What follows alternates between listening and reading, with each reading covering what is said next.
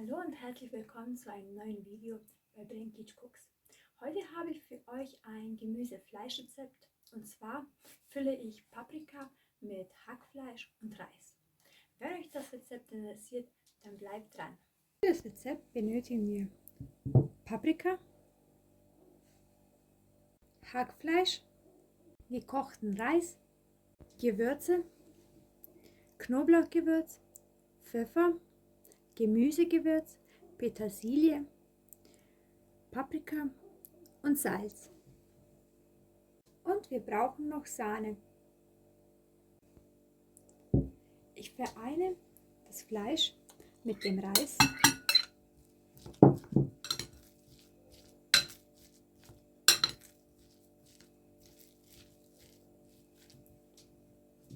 Gebe noch die Gewürze dazu.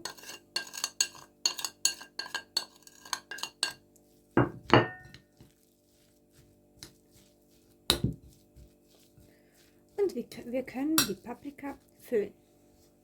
Ich fülle die Paprika mit der vorbereiteten Füllung und gebe sie in eine Auflaufform.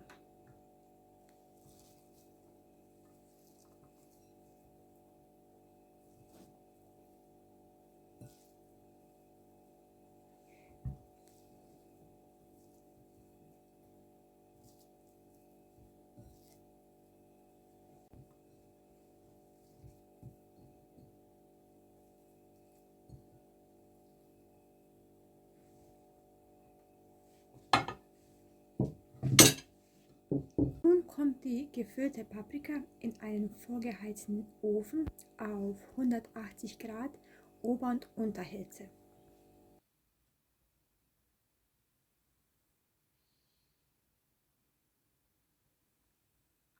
Nach ungefähr 20 Minuten nehme ich die gefüllten Paprika aus dem Ofen und begieße sie mit Sahne.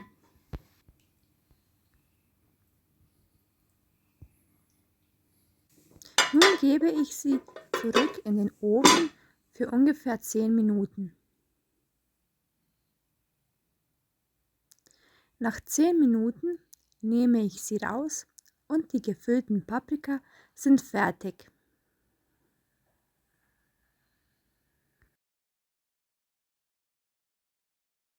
Ich hoffe, ihr hattet Spaß beim Zuschauen und euch hat mein Rezept gefallen.